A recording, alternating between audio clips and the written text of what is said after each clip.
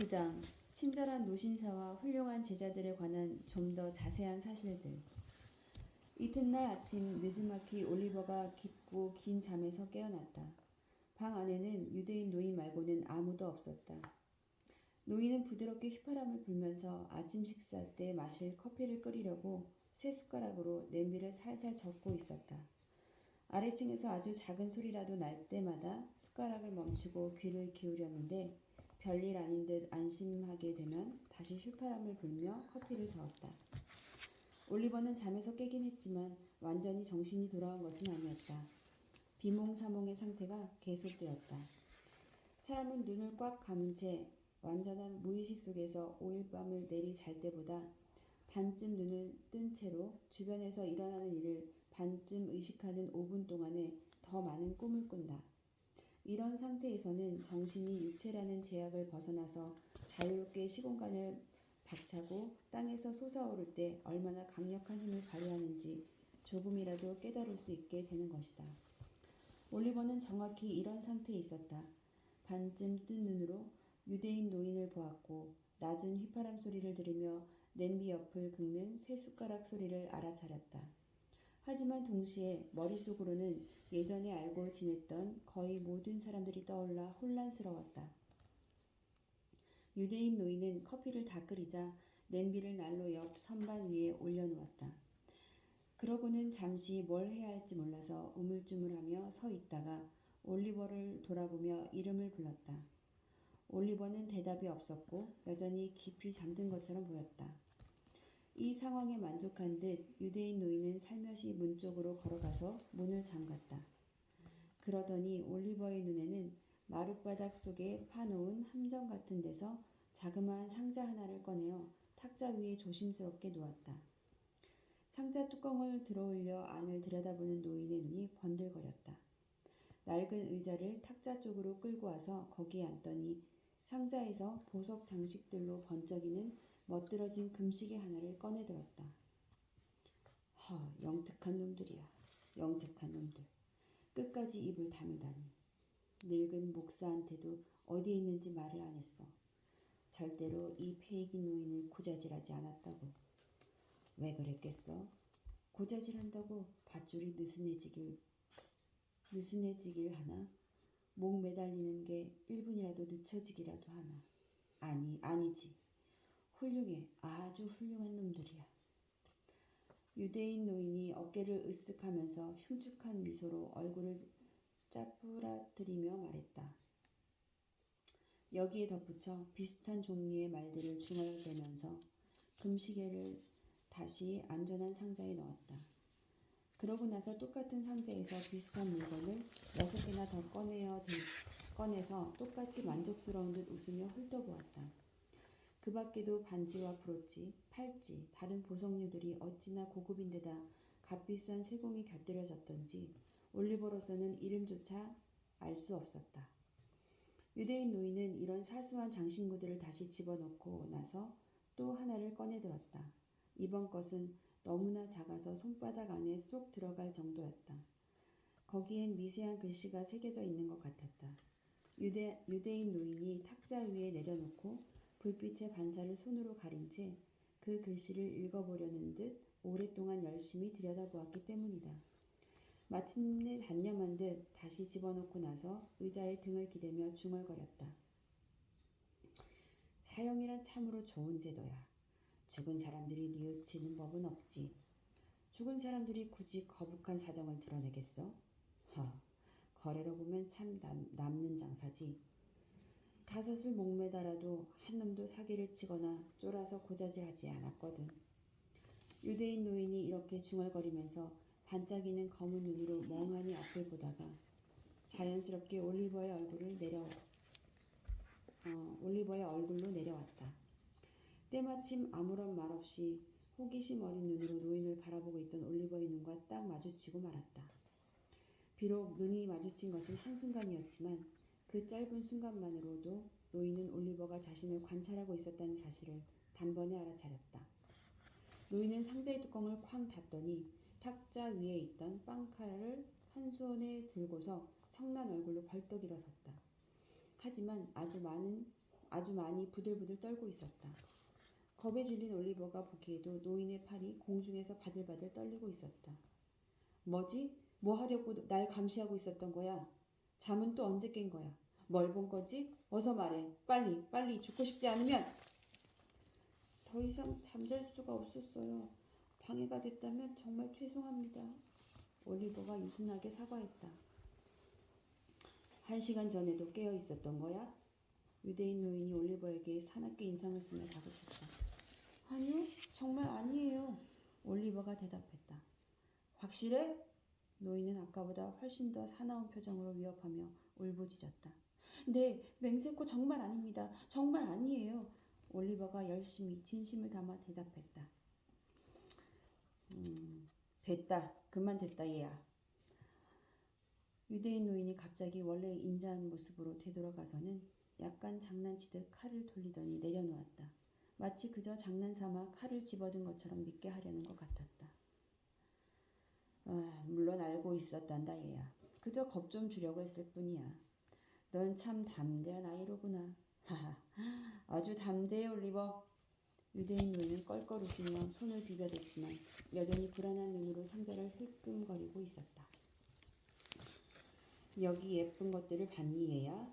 유대인 노인이 잠시 뜸을 들이다가 상자에 손을 얹으며 물었다. 네, 그랬어요. 올리버가 정중하게 대답했다. 아, 이건 내 거야.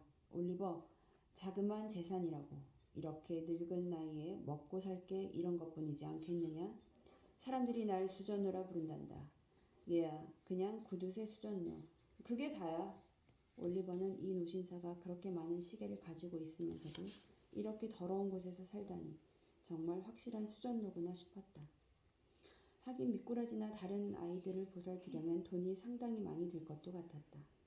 이렇게 생각하니 유대인 노인에게 존경의 눈빛을 던질 수밖에 없었고 공손하게 이제 일어나도 되겠냐며 저도 모르게 허락을 구하게 되었다. 당연하지 얘야. 물론 괜찮지. 가만히 있어보자. 저기 문 옆 구석에 물통이 있구나. 저걸 이리로 가져오렴. 세수대야는 여기에 있단다 얘야. 올리버는 벌떡 일어나 방을 가로질러 가서 물통을 들려고 허리를 잠깐 숙였다. 그러다가 다시 고개를 돌렸을 때 이미 상자는 사라지고 없었다. 올리버는 겨우 씻는 둥 마는 둥 세수를 마치고 나서 유대인 노인이 시키는 대로 세수대의 물을 창문 밖으로 버렸다. 바로 그때 미꾸라지가 돌아왔다. 전날 밤에 담배를 피우던 아주 활기 넘치는 어린 친구 하나도 같이 들어와서는 이름이 찰리 베이츠라며 올리버에게 정식으로 인사했다. 이렇게 넷이서 둘러앉아 미꾸라지가 모자 속에 넣어온 뜨끈한 롤빵과 햄을 커피와 함께 아침으로 먹었다. 그래, 오늘 아침 내내 일을 했겠구나 얘들아. 유대인 노인이 은근하게 올리버를 힐끔거리면서 미꾸라지에게 말을 걸었다. 네, 아주 열심히요.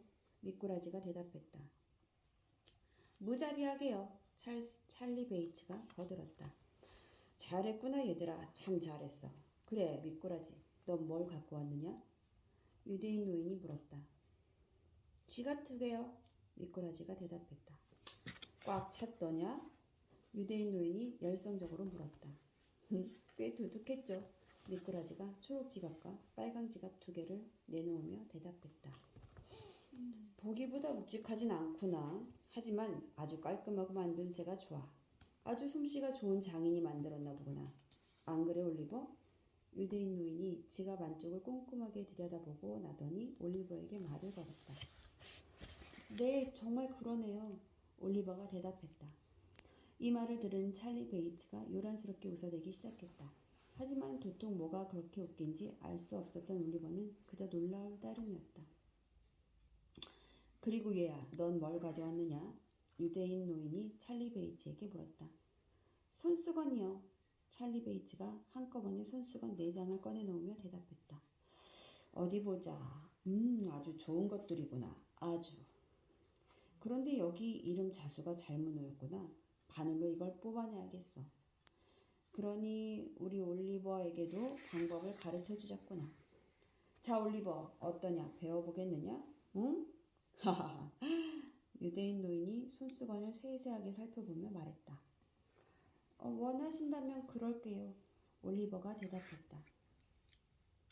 너도 여기 찰리 베이츠처럼 아주 손쉽게 수건을 만들 수 있으면 좋겠구나. 그렇지 않니, 얘야?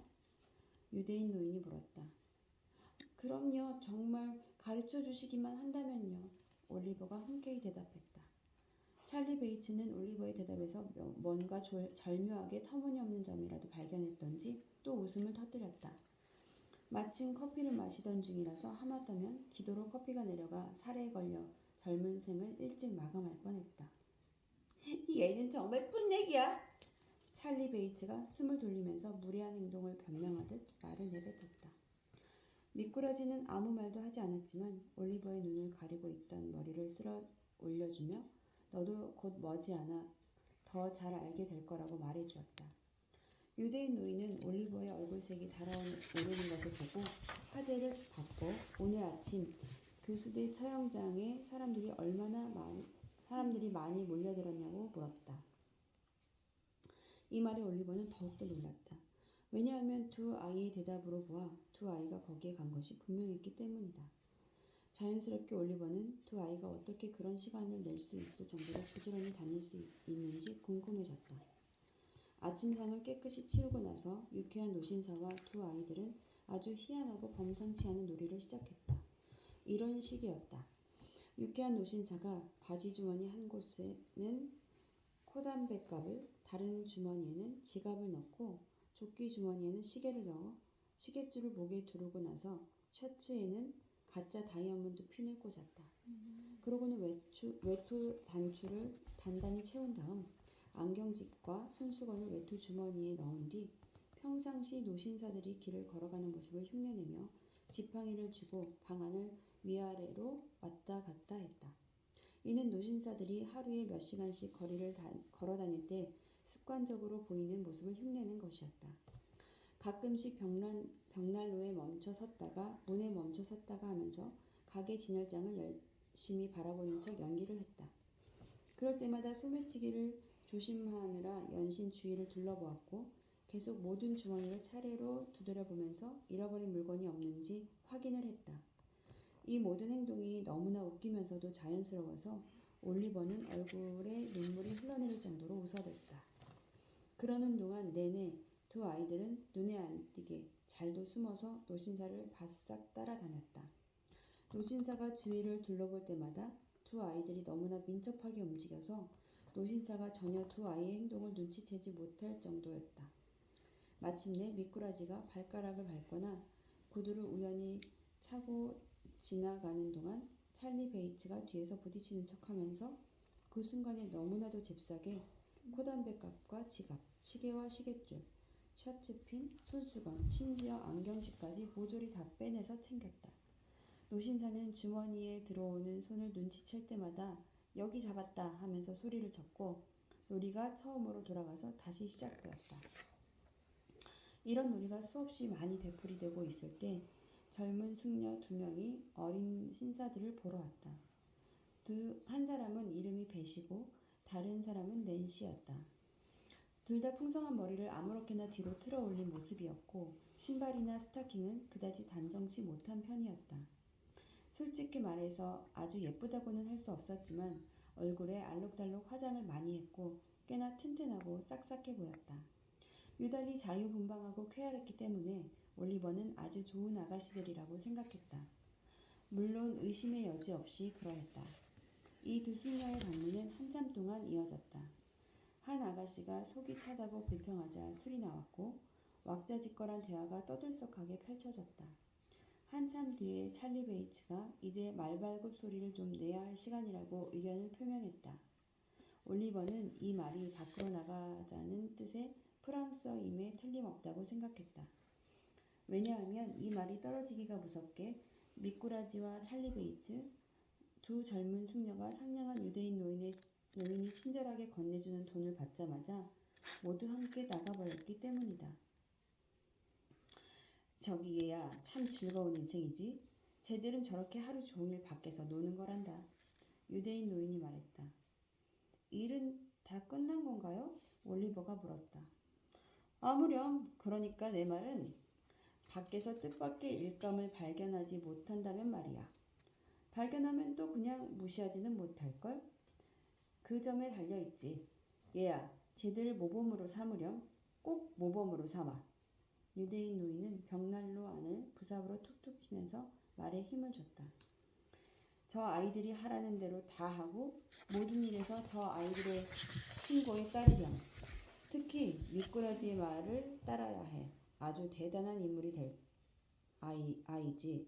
잘만 따르면 너도 성공할 거야. 이것 좀 봐. 내 주머니에서 손수건이 빠져나와 있구나. 그렇지? 유대인 노인이 갑자기 물었다.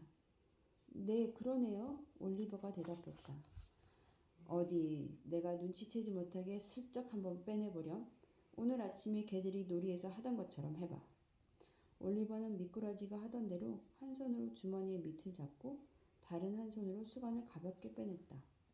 빼냈어? 유대인 노인이 소리쳐 물었다. 여기 있습니다.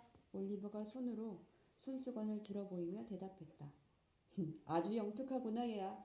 장난기 많은 노신사가 칭찬하듯 올리버의 머리를 토닥였다. 올리버, 너만큼 영리한 녀석은 못 봤단다.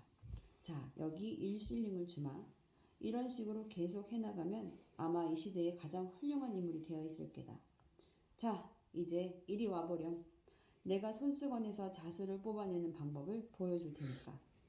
올리버는 장난삼아 노신사의 주머니를 터는 일과 훌륭한 인물이 되는 것이 무슨 상관관계가 있다는 것인지 의아했다. 하지만 나이가 훨씬 많은 인생 선배인 유대인 노인이 가장 잘 알기 마련이라고 생각하면서 조용히 탁자로 따라가서 새로운 공부에 깊이 집중했다.